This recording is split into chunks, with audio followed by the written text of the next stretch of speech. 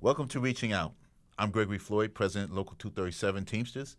Today our guest is Congressman Anthony Weiner from the 9th Congressional District, which covers parts of Brooklyn and parts of Queens. Congressman, welcome to the show. Thanks for having me. Appreciate it. Before we begin, I'd like to congratulate you on your recent marriage. Oh, thanks. I'm the evidence that even a blind squirrel can find a nut, but I'm a very lucky guy. And also, I wanted to just comment on your athletic skills. I understand you're a goalie. Well, I play in a men's hockey league, and sometimes the puck hits me, but it's getting tougher and tougher. I'm not as young and spry as you. It's getting tougher and tougher each week to get out there. But I went to school at Plattsburgh State up on the Canadian border, so I can play some more hockey. But I quickly learned that 150-pound Jewish kids should probably find some other profession besides hockey if they want to stay in one piece. But I still enjoy doing it. I can tell you what keeps me young and spry. I stay out of the hockey arena. That's probably right. But politics isn't much better, Greg. It's like between politics and union politics and political politics, it's pretty much you and I are both in full contact sports. It is a full contact sport. Yeah. And I also want to say, I read something recently about you making some kind of fantastic catch for softball. Well, in the land of the blind, the one-eyed man is king. It was a pretty good catch. We each year, one of the great things we do, we play a charity baseball game, Democrats versus Republicans.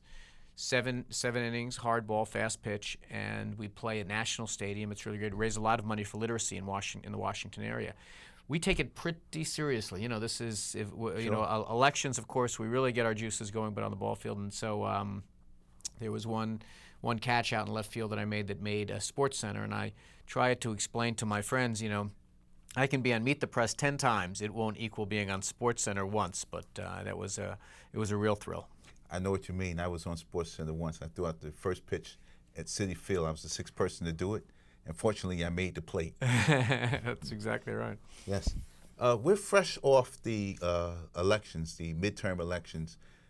Can you give us your views on what occurred? Well, it was bad. It was bad on a lot of levels. And I think that what we learned is that, to some degree, the Republicans got rewarded for saying no a lot. The easiest vote to cast, whether it's in Albany or at City Hall or in Washington, is always a no. I didn't like it. It didn't do enough. It did too much. It cost too much. It cost too little. The reasons to be no are always the easiest ones. It is the yes votes are the ones that make history. And the Republicans made a tactical decision to be against everything. And this was a moment where people are anxious, when the economy's not doing well, that to be able to say, I'm not responsible because I voted no, turned out to be a pretty appealing tactic. And also the other thing is that what the President and the Democratic Congress were doing were a lot of big foundational things that hadn't been done for a very long time. The foundation of health care, which had to be done because it was dragging down our economy. The financial services sector didn't have regulations that were necessary. That was imperiling the economy. The stimulus bill to frankly bolster states and localities. These are things that needed to get done. They didn't show immediate positive results, although you can look at just about any economic indicator and say things are better than they were in December of 2007. But the combination of the bad economy, the kind of long-term decision-making we were doing, and the fact that the Republicans did a very effective job saying no to everything added up to a lot of good members of Congress who lost their seats. Now, you just articulated very well why you should have gotten another 2 years and you should have continued down the path you were going. A lot of your colleagues, and some of them lost, Congressman McMahon from Staten Island, voted no, and he lost his election. How do we explain the no vote and still losing the election? Well, I'm going to tell you, if you take a look at the people that voted no on health care as an example, 32 Democrats voted no, 20 of them are not coming back. It didn't protect you from anything. I am of the belief that the American people that sent that class of 2006 and 2008 to Washington with so many numbers of Democrats were saying, we want you to fix health care. We want you to stabilize financially. These are the things that many of these people campaigned on. And I don't want to, kick dirt on anyone's grave here, but the fact of the matter is it's always better to defend something with something. You lean into these things by saying, yes, but here's what I voted for and here's what I was going to do. What we found is that a lot of my colleagues around the country that thought if they acted a little bit more like Republicans, it would insulate them, found out that no, when given a choice between kind of pretend Republicans and actual Republicans, people choose the actual Republican, and I think that's one of the lessons that we learned here, and hopefully going forward we realize that we have to fight with something, and being a yes vote on tough votes doesn't mean you're more vulnerable. It doesn't mean you're less vulnerable. It means probably you're being a yes vote is a good thing, I think. And standing up for what you believe in is always good. Yeah.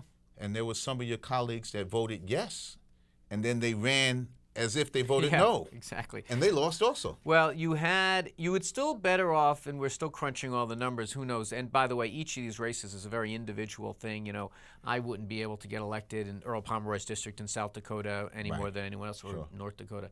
That's 2 states, right? North and South Dakota. North and South.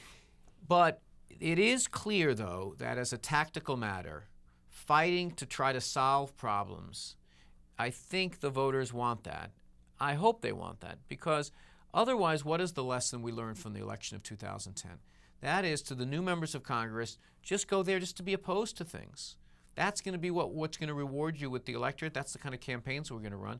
And I got to say, just the other day, Mitch McConnell said his singular objective as the minority leader in the Senate is to stop Barack Obama from getting a second term. He said that a week after the midterm elections. He certainly did. And everybody sees that moment. And I know he wishes he could take that back. I'm not so sure. You know, sometimes, they have a definition of a gaffe in Washington is when you accidentally tell the truth. Like, I think that actually does reflect a lot of what the Republican thinking. Remember, early on in this, the president was only in office for 6 months when they said they wanted to make health care his Waterloo. Yeah. As if, I mean, and they said it freely. And to their credit, they've been very disciplined in doing it. We have not done a very good job, I'll be honest with you, Greg, in pushing back, in saying, you know what, here's what we're fighting for and why we're doing it. I believe, getting into the fetal position under your desk at campaign time is never a good campaign strategy. And a lot of my colleagues who try to run from their own records got in trouble for doing it. This is Gregory Floyd. You've been listening to Reaching Out. Our guest was Anthony Weiner, Congressman from the 9th Congressional District. Thank you. Thank you. Appreciate it.